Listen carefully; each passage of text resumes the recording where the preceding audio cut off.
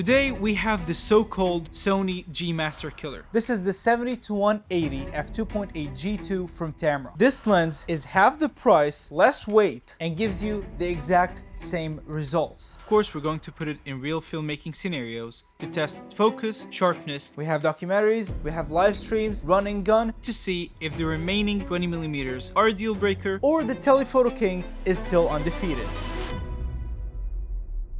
Let's start with the build quality. Of course, Tamron designed this lens to complete the trinity of the 17-28, 28-75, and this lens would be the final one, which is 70-180, to bridge the gap between 70 and 200. They didn't want to make it that big, they made it a versatile, smaller lens, compromising on the last 20mm. This lens is robust. It's made from plastic as every other lens. They don't make metal lenses anymore, so it's not the best, but it's good. First problem that you might face is that this lens can just, I don't know what you call it, but it will just zoom out if you hold it from the top. It doesn't lock. That's why they added this lock button, so it doesn't just go anywhere if you press this button. I don't like this. I don't find it a good thing to have this build issue. I've used the Sigma 70-200 for a while and it was incredible. It's internal zoom, but it compromises on the size because this is smaller when put on 70mm, while the 70-200 is like this. If you zoom out on the 70-180, you will get similar length to the G Master and to the Sigma, but because you can just compress it into a 70mm, you can put it in your bag even if you remove the hood. It has weather sealing on the back. It also has a customizable button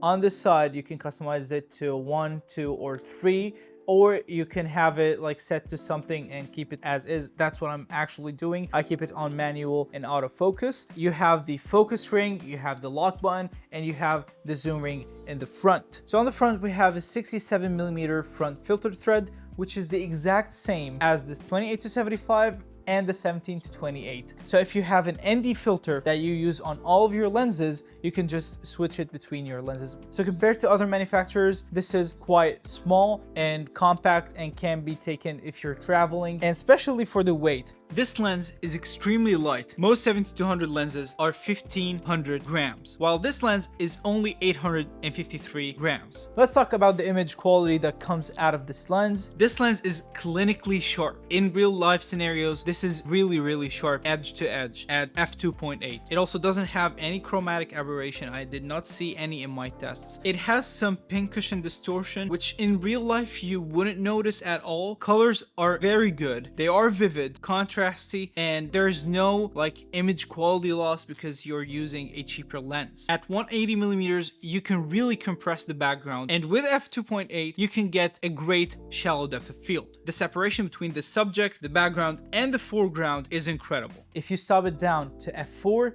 you would get the exact same sharpness in the middle and on the sides. Of course, as you stop any other lens down, you would get a sharper image on the sides. The corners on this lens are incredibly sharp. I can depend on it if I have like multiple people to get a sharp image edge to edge. The front filter thread being that big can give you better flares. I like the big flares that the Sigma or G Master lens produce. That's why when it comes to Tamron, it produces similar flares across all the lenses. Of course, this has more elements, so the flaring would be a little bit different from the 28-75 and a lot different from the 17-28, but all of them have the same character. Of course, we took it to an event to shoot handheld with it, and shooting handheld with it is fairly easy because it's light. It doesn't like add a ton of weight on top of your camera, especially if you have your camera rigged. I used it with the Nikon ZR for some time and it was heavy because the ZR is small and I didn't have any cages or anything running around the ZR. It was just bare bones body with this lens, so I had to hold the camera from the lens. It's stabilized, and if your camera has IBIS, it will add a second layer of stabilization on top. Of course, if you're using it with Sony cameras that have dynamic active stabilization, it will be incredible. Of course, you should know that dynamic active stabilization would add a crop to your image,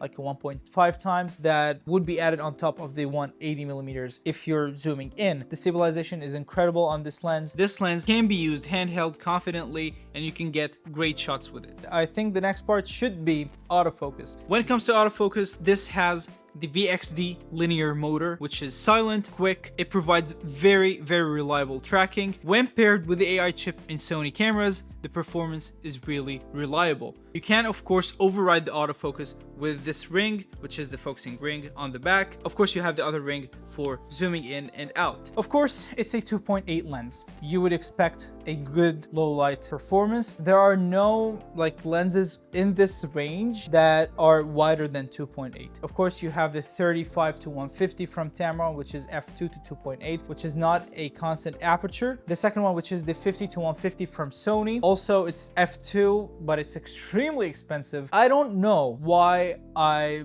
got the feeling that the Sigma lens had a better or a creamier separation from the background. Now let's talk about the deal breakers of this lens. There are two actually. The first one is that it only goes up to 180 millimeters. It might be a deal breaker for you, but if you shoot documentaries, events, weddings, this lens is incredible for you. It's lightweight, 180 millimeters is enough if you want this 70 to 200 look, because the remaining 11% is not that big of a deal. You can always crop in post if you're shooting 4K, which you should. The second thing is the missing switches. Of course, having a manual to autofocus switch and all of the other ones are necessary for some people. For me, I got used to not having the switches because I'm using only Tamron lenses. Mapping this one to manual / autofocus is the only thing that I need, and I really use it quite heavily, especially in events where I have like a ton of people in the same shot and I want to focus on one of them only, and it starts like looking for people, and that's on the camera, not on the lens. So I just stop it and take control myself through this ring. So knowing all of these, should you buy this lens,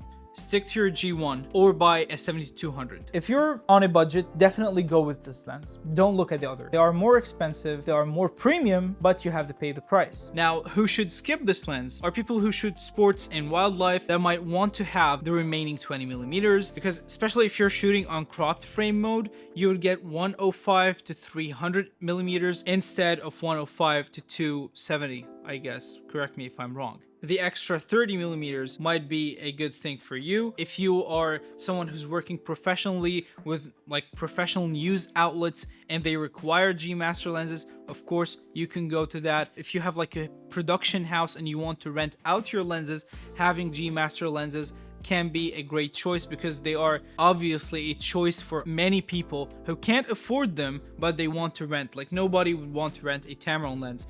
They would usually want to rent a Sony lens. That's why a Tamron lens is kind of an end user choice. Is it G Master quality? I think 90% yes. It gives you 90% of the G Master lens for half the price. This is a win-win situation for you, for your budget, for your clients, and I think for your future if you want to keep this lens and keep using it with other G Master lenses. Whenever you have the money, you can add a G Master lens to your kit with this one, and I don't think any client would notice any difference between the two cameras. And this is my review on the 70 to 180 f2.8. If you like this video, please hit the thumbs up, subscribe to the channel if you're not already, and comment down below what you want to know about next, and I'll see you in the next one.